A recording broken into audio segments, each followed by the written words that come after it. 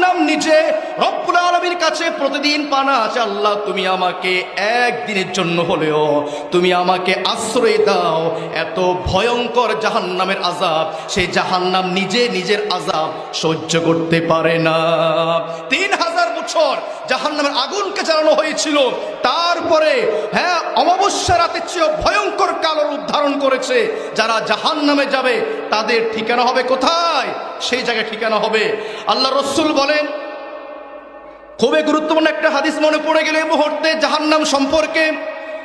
যখন জাহান্নামের মধ্যে যখন জাহান্নামী লোকদেরকে নিক্ষেপ করা হবে, কোটি কোটি লক্ষ মানুষকে যখন জাহান্নামে নিক্ষেপ করা হবে, পাথর নিক্ষেপ করা হবে, তখন জাহান্নাম বলবে হাল মিন মাজিদ, আরো কোন জাহান্নামী আছে নাকি, কোন মুশরিক কাফের আছে নাকি?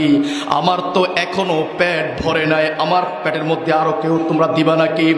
এই কথা বলার পরে ফেরেশতারা আরো লক্ষ কোটি জাহান্নামের মধ্যে নিক্ষেপ করবে জাহান্নামীদেরকে।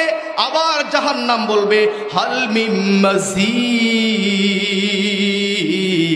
আমার তো এখনো পেট ভরে নাই, আরো কোন জাহান্নামী আছে নাকি? তখন রব্বুল আলামিন সাথে সাথে কুদরতি পা জাহান্নামের মধ্যে ঢুকাইয়া বলবে, হেই জাহান্নাম, এখন বলো দেখি তোমার পেট ভরেছে কিনা? তখন জাহান্নাম চিৎকার করে বলবে কত বিইজ্জাতিকা ওয়া বিকারামিকা, আল্লাহ তোমার ইজ্জতের কসম, তোমার সম্মানের কসম, আমার পেট ভরে গেছে তোমার কুদরতি পাপে। আমার পেটের মধ্যে আর কোনো লোক রাখার মতন জায়গা নাই। এত ভয়াবহ জাহান্নামে আমাকে আপনাকে যদি এই 3টা বদ অভ্যাস গুণ থাকে,